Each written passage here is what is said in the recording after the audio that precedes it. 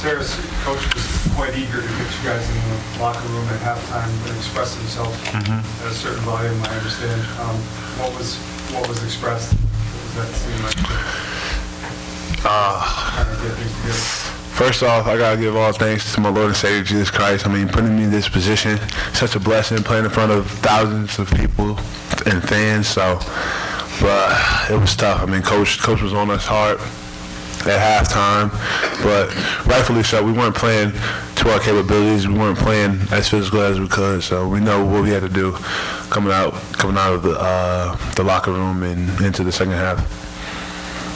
So can we just talk about coming out of the half, the big block that you had, and then the three at the other end, and how that kind of changed the complexion of this game?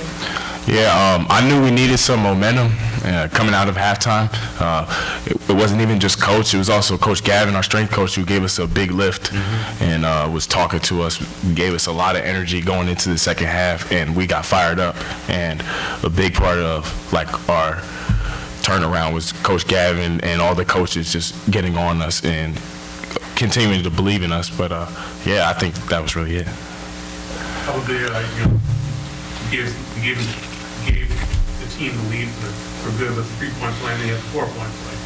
That's that little sticker right there. How big was that for you guys, obviously? Yeah, I'm happy. I think with that, just being in the flow of the game, and I'm just happy we were able to turn it around. It was a really rough start, and the way that we were able to turn it around, just not even with those plays, but the defensive stops that we had to get before that, and even after those possessions, that we locked in on defense, and that's what helped us win the game. You were, I know that there's been a lot of talk about you and Jordan Hawkins, who have similar careers and similar players. Were you aware that he had a sort of a knack for the 4-point play during when he was here? Has anyone ever told you that? I kind of heard about that when like whenever you get like a 4-point play, like I see one time he was like he got like a hawk 3, and I was kind of laughing about that. And then I kind of remember a couple plays where he would do that. So I mean he's a tremendous shooter, and I'll always look up to him.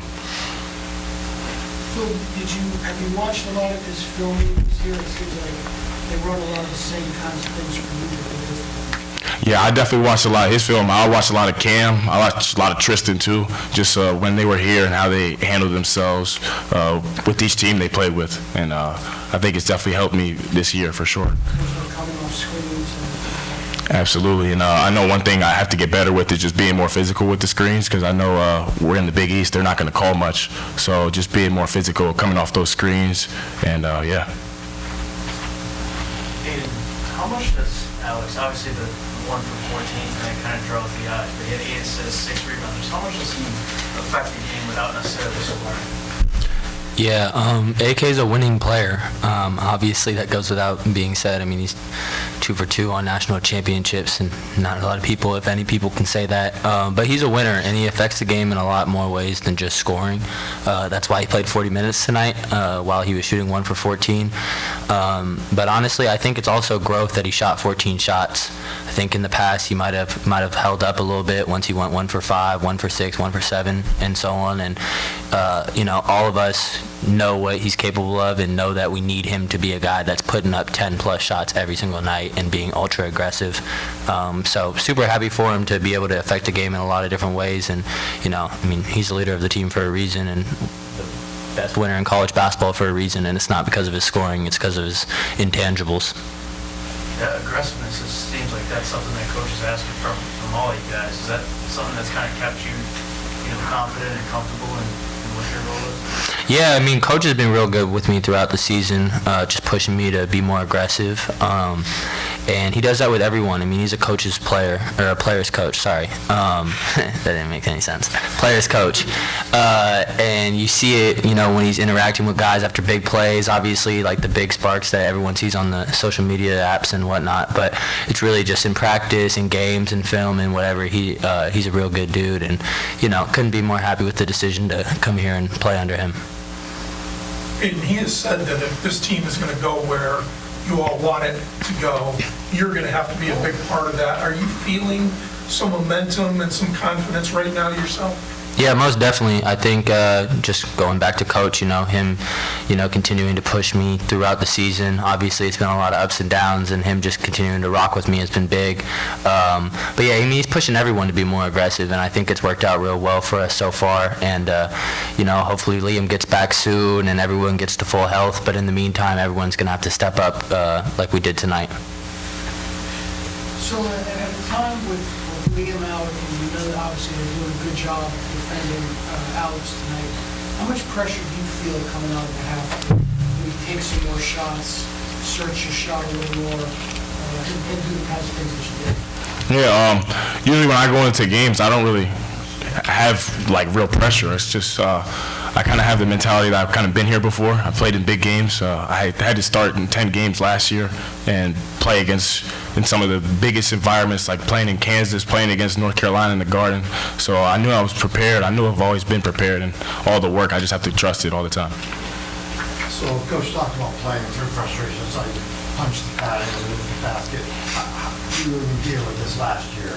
How is this group, particularly the veteran players who experienced a lot of winning, dealing with fighting through these tough games? Yeah, I think we're all just uplifting each other.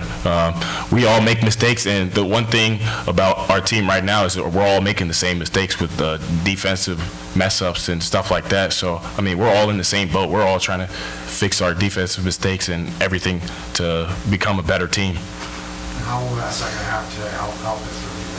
Yeah, it helped us tremendously. The more we were able to be together and work as one, it just turned the game around as a whole, and that's how we had a big turnaround. Like, we were down 10 in the first half, or over 10, and we ended up turning it around and ended up winning by 11. So, I mean, it wasn't the best turnout, of course, because, I mean, the start that we had, but the last 26 minutes were UConn basketball. Anything else, please, guys? Yes, so you played the last 26 minutes for UConn basketball. You see they shot 50% the first half and 30% in the second half. Is that kind of what you're referring to there, that you guys put both things together in 1 second? Yeah, absolutely. And Coach actually referred to it, too, in the locker room after the game, just like the last 6 minutes of the first half, like that's how we have to play going into the second half. And that was one of the first things he said when they came back in the locker room.